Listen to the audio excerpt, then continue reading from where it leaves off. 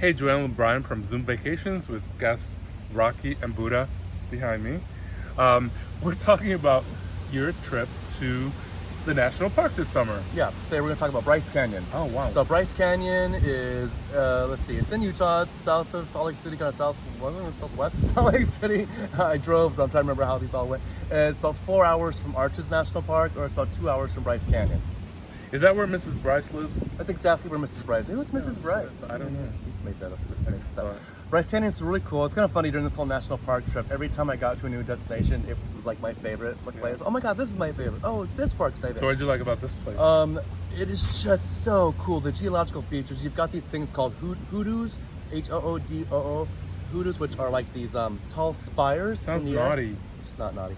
Tall spires of sandstone that just through erosion and rainwater and stuff, it just created these really neat spheres and also amphitheaters all through this huge canyon. What I really liked about it was that it mixed a lot of that orange, red rock with the bright green of the fir trees all around it as well. Yeah. Oh, so it's there's a lot of greenery. So there's a lot of greenery. So I love that.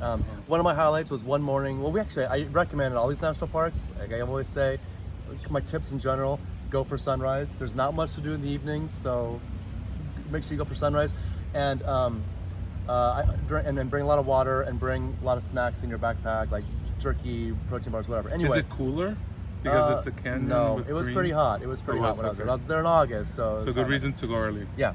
So, but my tip is to go in the morning, and one of the highlights was seeing a herd of elk that were all grazing and hearing them make these high-pitched noises to each other. It was really, really cool, really beautiful seeing those elk that morning. That was one of my highlights.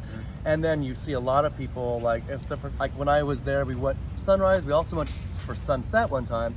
During sunset, there's actually literally called like Sunset Point, Sunrise Point. There are places you can go to experience both. But there was a whole photo troupe of people who were learning photography from an expert, and they were just taking tons of photos. I bet the lighting is amazing. The lighting's amazing. Yeah, it's beautiful. The hiking is really fun. It's nothing's too. How do you get there?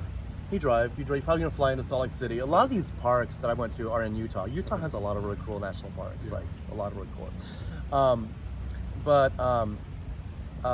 Yeah. So it was. So it's. Where was I going with that?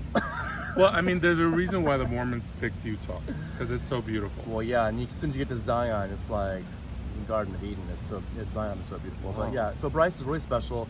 You definitely stay right up. There's lots of accommodations right outside of the park.